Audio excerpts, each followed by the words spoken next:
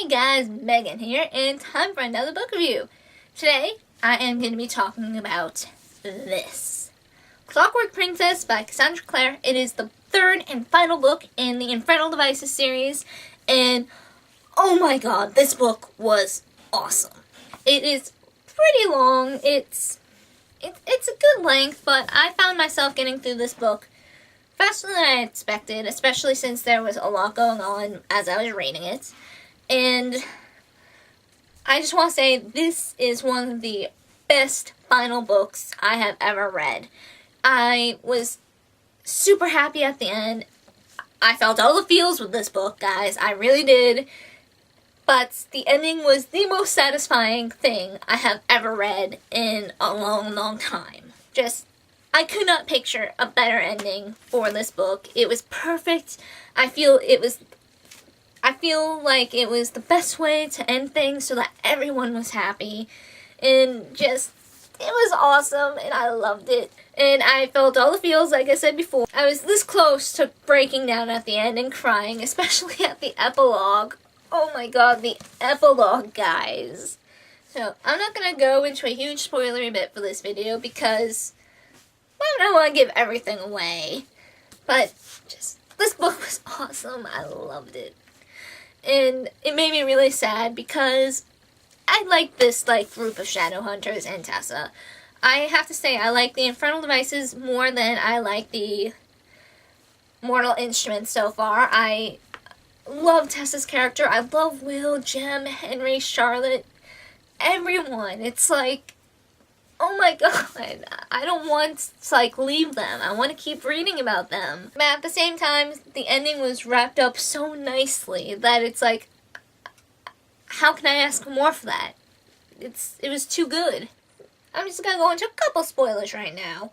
So, in the last book we left off with Cecily, Will's younger sister, coming to the Institute saying she wants to be trained to be a Shadowhunter. Her original reason for coming was to try and get Will to come back home by pretending she wanted to be a Shadowhunter. And that plan of hers isn't going so well, because she's starting to realize Shadowhunters aren't these monsters she was brought up to believe, that Will really does care about everyone in the Institute, and that is where he belongs now. That is his home. Apparently the final stages of demonpox are when the person infected becomes a demon, and Benedict Lightwood becomes this giant demonic worm, and all the worm jokes after are just brilliant, and Will has way too much fun with them, and oh my god, that was brilliant. Love all Will's jokes about that. And, there's a few funny relationships going on. You got Cecily and Gabriel, and Sophie and Gideon, and of course, the love triangle between Jem, Will, and Tessa. And when Tessa's kidnapped by Mortimer, I was freaking out, especially since there's still quite a bit of book left at that point. And poor Jem, he uses up all of his demon drug, and without that he's gonna die, and things aren't looking good. And oh my god, what happens to Jem? I just want to give him a huge hug. And Will, his grief was so sad, and poor Will. We find out who Brother Zachariah is. I was so shocked at that. I wish I had seen that coming. But Jen's brother Zachariah! Oh my god!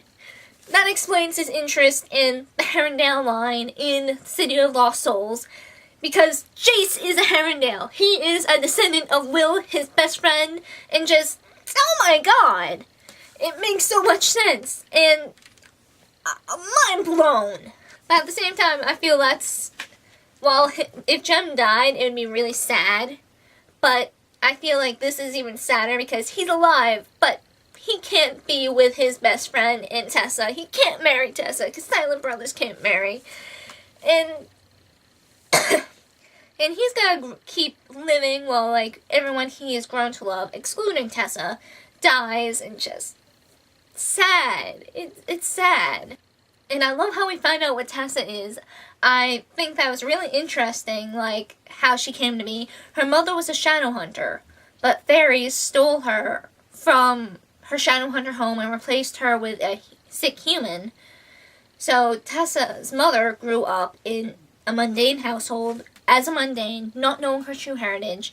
She has Shadowhunter blood, but she is not marked like a Shadowhunter would be.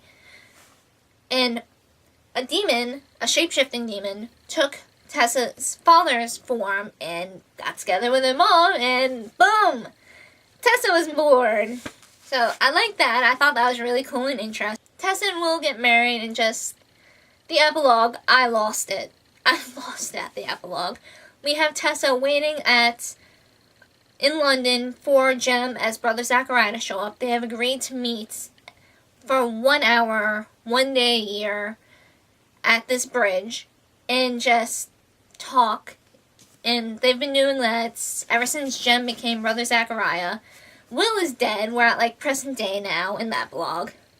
So Will is dead. She couldn't bear seeing all of her children and grandchildren grow old and die too, so she kind of cut herself off at contact from them and went to go travel. And she's still so heartbroken over losing Will because she loved him. And while she's waiting for Jem, she's reminiscing about all the years. We read more about her life with Will and everyone, and it's all the feels. All the freaking feels. Like, oh my god. And then, she's broken out in this reminiscing trance of hers when a young boy approaches, and lo and behold, it is Jem. Somehow he is back to normal. He is no longer a silent brother, and he doesn't look sick like he used to. He has color to his skin again. He isn't pale. His eyes are no longer silver. His hair is black again, like it was when he was not addicted to these demon powders. Though it has like some silver streak in it, and it's like he looks a few years older than when he became a silent brother, but it seems like he might age slower now. At least I hope so Tessa can have a nice life. And Tessa never stopped loving Jem too, because she loved both him and Will, which I thought was sweet. Time did not make those feelings any less. So we end the book with them getting together, and it's like, it was so sweet and happy feels, yay! This was a very satisfying book, very well wrapped up, and just, I can't think of anything else to say other than read this book. I can't wait to see if Jem and Tessa have anything to do in the next book, The City of Heavenly Fire. And I hope they do, because I would like to see more of them, even if it's just a quick cameo.